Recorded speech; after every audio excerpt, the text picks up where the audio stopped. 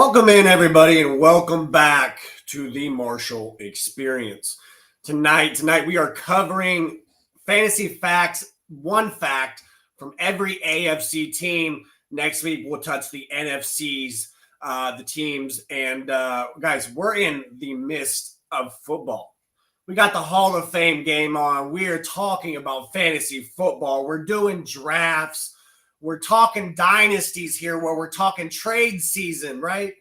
I mean, there's so much going on in the football world as of right this second. I couldn't be more than excited for what's more to come for this season. But again, tonight we are covering just one fact from every team in the AFC. So it'll be a shorter one than what we're used to in the last few weeks. But again, we appreciate everybody tuning in. We may not get the best of viewership tonight, but that's okay. If you're checking us out after we're live, we still appreciate you. But hop over to that YouTube and follow us and subscribe and hit that like button on our videos. That would be deeply appreciated and means so much to us. While you're on YouTube, man, go check out who we're powered by, Sports Lounge Media. Again, do the same for them. Subscribe and like it. It's huge for content creators to get just those two things. Okay, and then we'll get into our sponsors, the Mogul brand and the Diamond Collection. Guys, we've touched on our concentrate a few times. Just go over to tmb.com and you will be able to read up more on it. But it is basically a concentrate that helps you hydrate 2 dropperfuls in a standard bottle of water. Helps you hydrate just that much more. Okay, so go check them out at tmb.com. And if you use the code TME after you check out, you will receive 20% off for us here at the Marshall Experience. So again, go check them out, please. Okay, so we're going to get right into it tonight so we can get back to the Hall of Fame game. But again, we're going to get every fact from an AFC team with fantasy, okay? First, we're going to start off with the Tennessee Titans. Okay, Calvin Ridley, for me, is no longer an exciting fantasy player. Entering his 31-year-old season, but he's also the best target, right? Target in the Tennessee wide receiver room.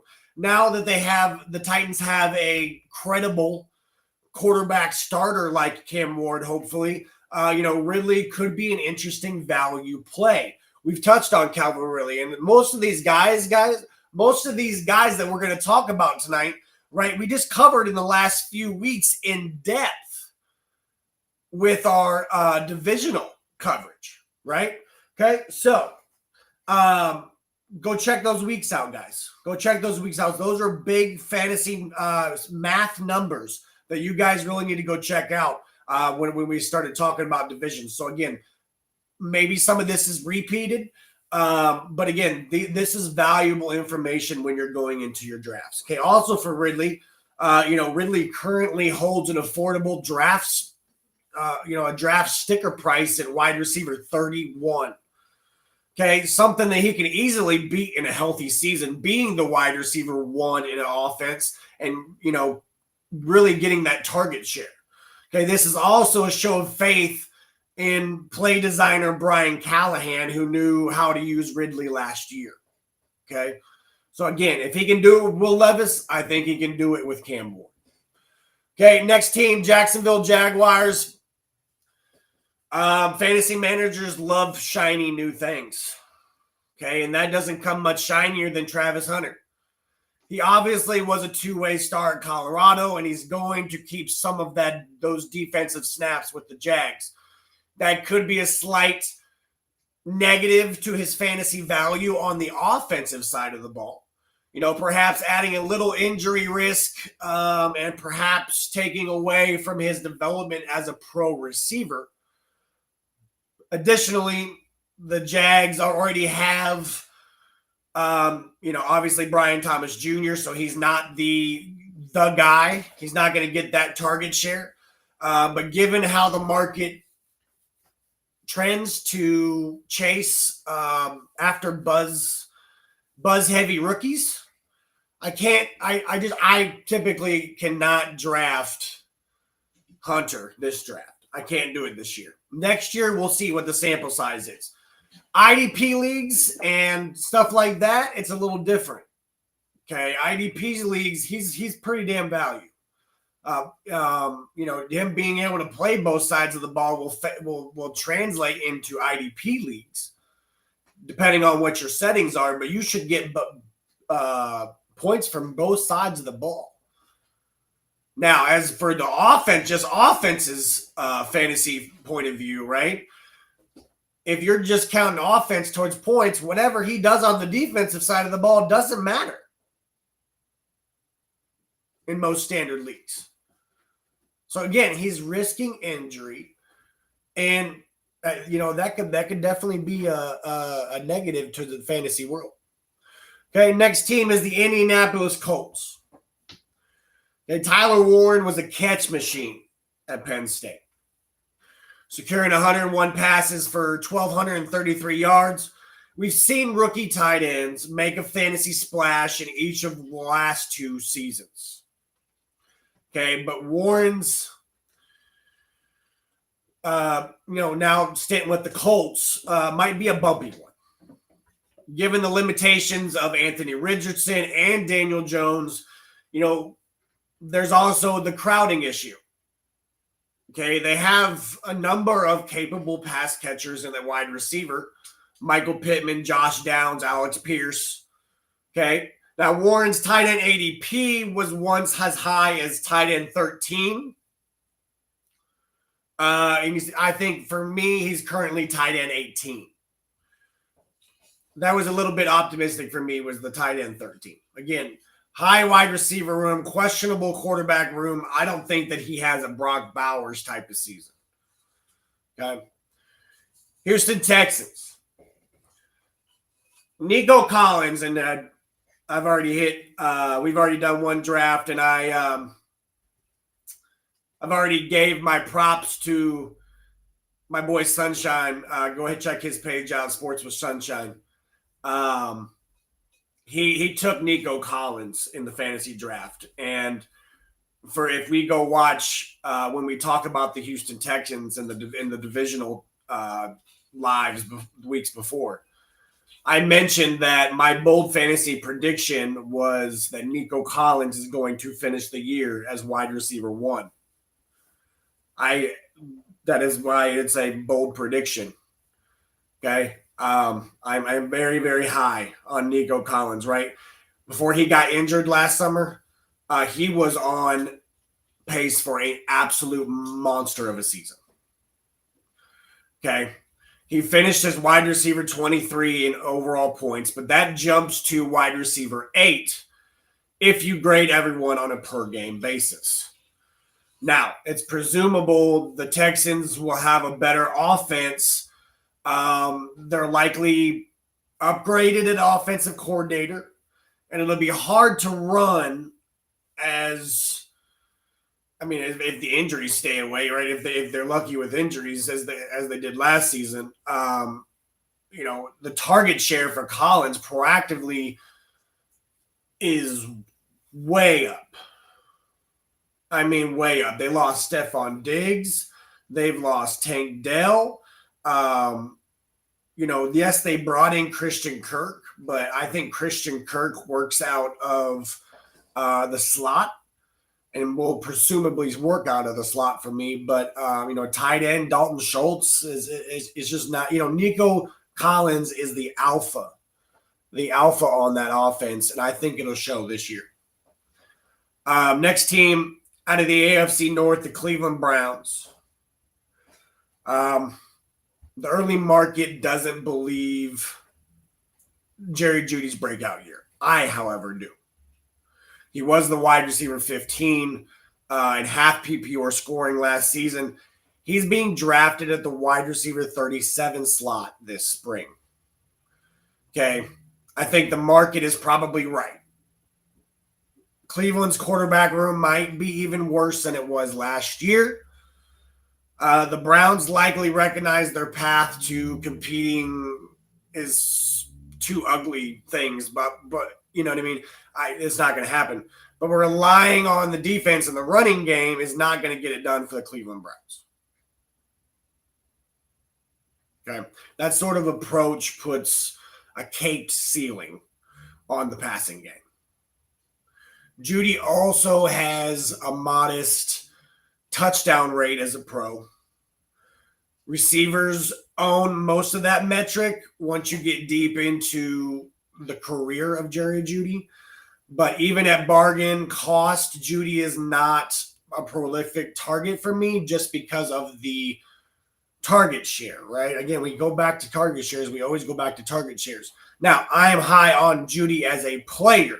He is clearly the wide receiver on that role, but he also has to deal with David Njoku, who I think will have a phenomenal year no matter who is at quarterback. If Joe Flacco is at quarterback, I'm willing to flex Jerry Jeudy. If it is more of Dylan Gabriel or Shadur Sanders, he might be a late round dart. I mean, again, he's the Calvin Ridley tier. He's the, you know what I mean, the wide receivers that are in bad offensive environments, right? But the targets have to be there. Look at the Raiders last year. The Raiders are two prime examples. Jacoby Myers had over 100 triple-digit targets and was wide receiver. I think we said wide receiver 27 last week we talked about. And then you had the Bowers, who finished as tight end number 1. I mean, yes, it was a lot of fourth quarter garbage time. But again, it's who cares about that when we're talking fantasy points? I'm not going to complain, right? Okay. For the Pittsburgh Steelers, it's not common for a non-injured player to lose a ton of fantasy value here in early in July. Okay. But that's what's happened to Jonnu Smith. Okay. The Dolphins featured him in a way that the Steelers likely will not, which means Smith probably returns to the useful but unspectacular player that he was before 2024. Okay, think back to 50 catches, 600 yards, and 3 touchdowns. Okay, that Jonnu Smith produced with the 2023 Falcons. Okay, Kyle Pitts was his teammate, right? He had a running mate just like he is in Pittsburgh with Pat Fairmouth. And Arthur Smith was his OC. See a trend here? He's going back to literally his 2023 offense. And that's the neighborhood of what I expect this year. Okay, I had Smith as the tight end 7 before the trade. Okay, I had him pretty darn valuable before the trade. But now he's in the mid-teens for me. Smith and Pat Fairmouth are tight ends with different skill sets. But Fairmouth also loses with the trade because I bumped him down to tight end 20. So again, they really hurt each other. I mean, it's going to be an overall better thing for Aaron Rodgers, but fantasy wise, it's going to be tough for them to both produce great numbers when you have DK Metcalf as well out there with 2 pass catching ability running backs in the backfield. Okay. For the Cincinnati Bengals, the Bengals were a perfect fantasy carnival last year. As I've said before, this is how I lost my big money championship league last year was to Burrow and Chase alone. They put up 100 points, and it was hard to come back from, right? They were a real reliable offense that was pushed into regular shootouts by its lousy defense. It was almost too good to be true for fantasy managers, especially when you consider how narrow Cincinnati's tree usage was. Okay, the good news, I'm not sure much has changed. The offense is still top heavy. The defense still somewhat suspect, but there's no reason to complicate things here. Ja'Marr Chase is the top player on my board. Joe Burrow, Chase Brown, and T. Higgins all qualify as proactive targets. Okay, I don't see this offense going anywhere. They should have focused on the defense. They got Oren Burks from Philadelphia, who I think will fill an every down linebacker role like he did when Nakobe Dean went down. They have made additions, but they signed Shamar Stewart. I think that was a plus. But again, is it enough? Can they get this Trey Hendrickson deal done? There's a lot of questions still surrounding the Cincinnati defense. Next one is the Baltimore Ravens.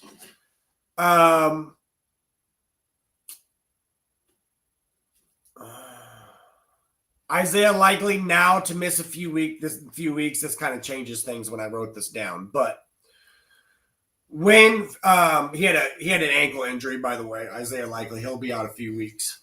But when fantasy managers target those one injury away upside picks like Isaiah likely, say Mark Andrews goes down and his value skyrockets, they're usually thinking about running backs, but Isaiah likely is the rare tight end who fits that frame. The Baltimore offense supported two useful tight ends last year. Mark Andrews was the tight end 5, likely the tight end 16. Okay, and likely probably has more upside moving forward as he gets more familiar with the offense, given that he's also 5 years younger than Andrews, right?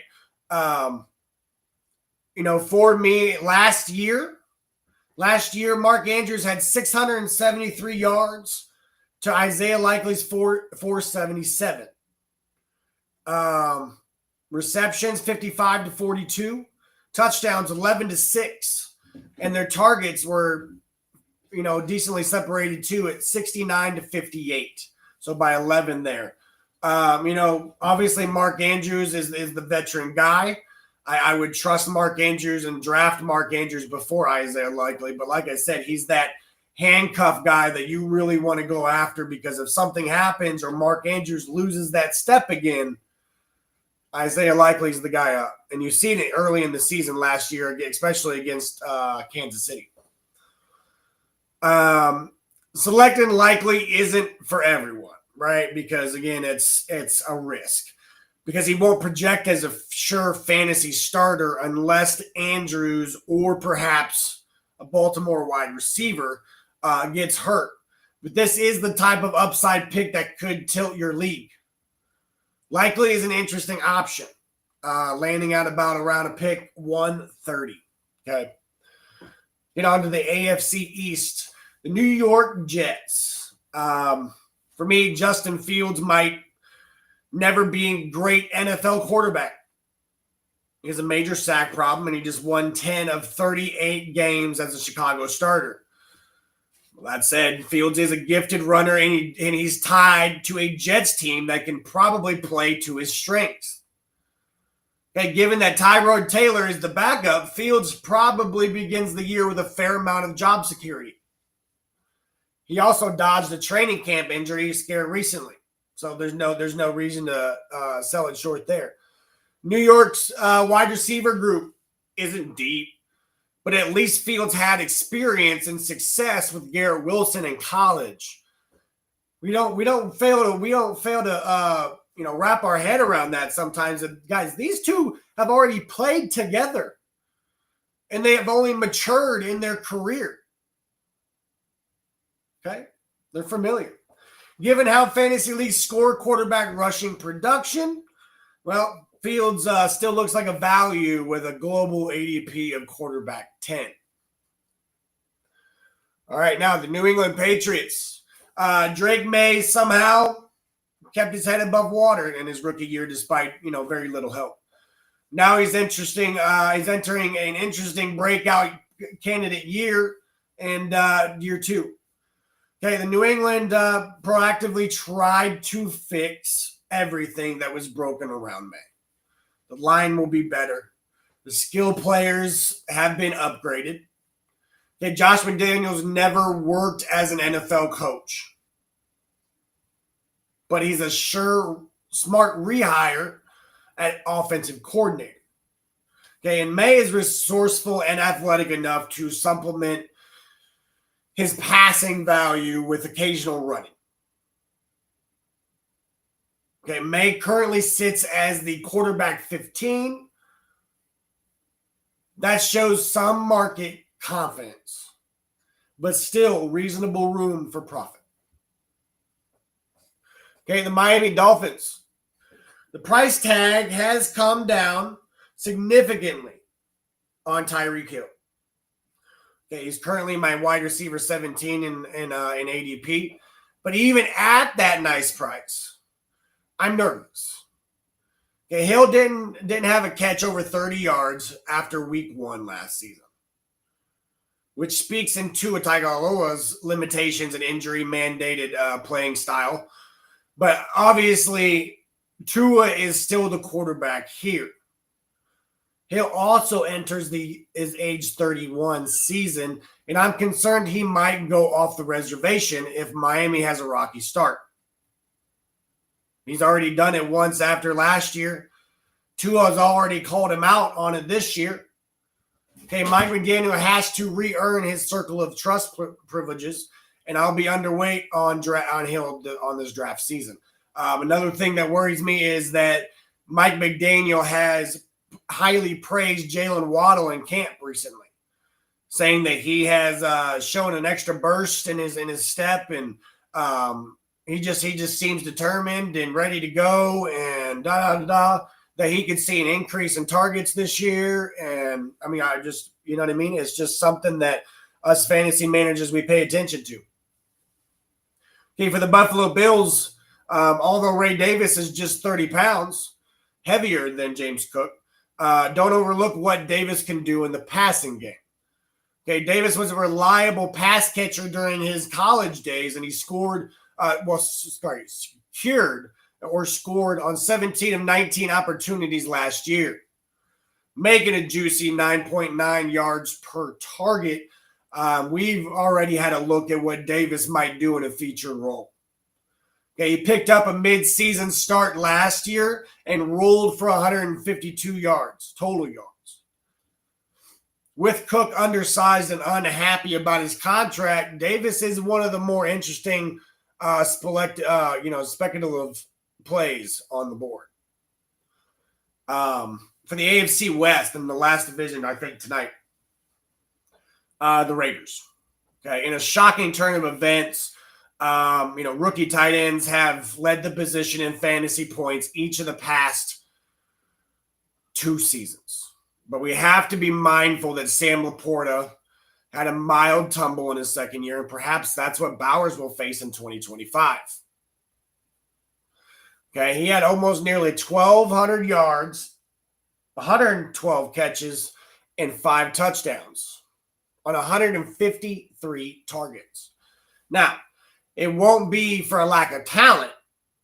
Bowers is an athletic freak, but the Raiders were forced into mostly negative game scripts last year. Again, a lot of fourth time, a lot of overtime, garbage time numbers, which led to a whopping 635 pass attempts last year, 4th most in the league.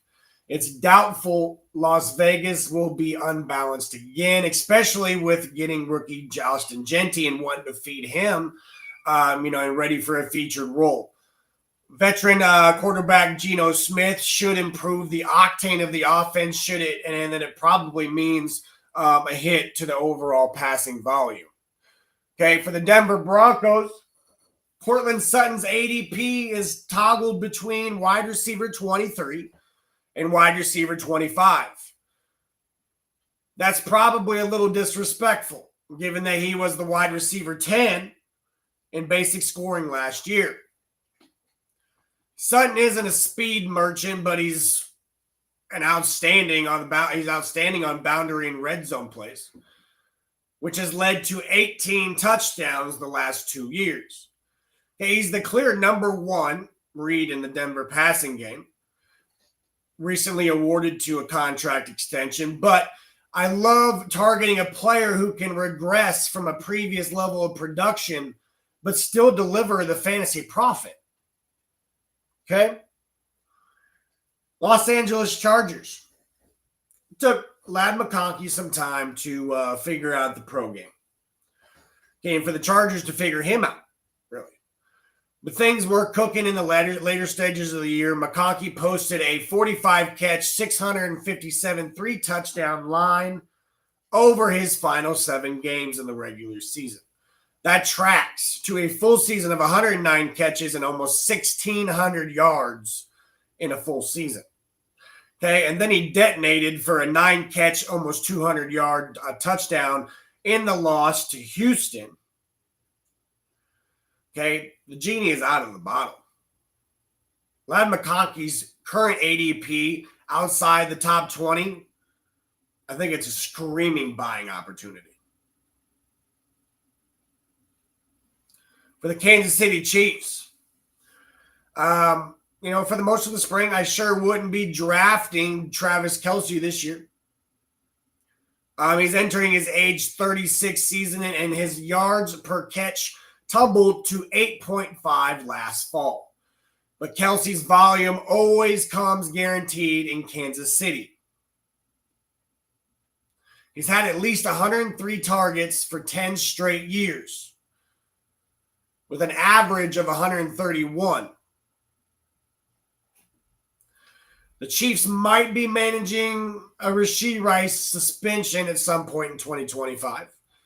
And Kelce doesn't move as well as he once did. Thank you.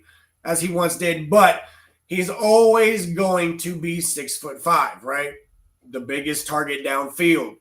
Fantasy floor is sturdy enough that I'll consider him at his current ADP in the mid-60s. Okay. That is it for tonight, guys. Again, every team for the AFC, we appreciate everybody tuning in and joining us tonight. Again, if you guys haven't or you're just now joining us, jump over to the YouTube and follow the Sports Lounge Media as well as the Marshall Experience. And then go get you one of the concentrates here from the Black Diamond Collection and use TME at checkout for 20% off. And again, guys, everybody, I appreciate you tuning in tonight, and we will see you on next Tuesday at 8 o'clock. Thank you and have a good night.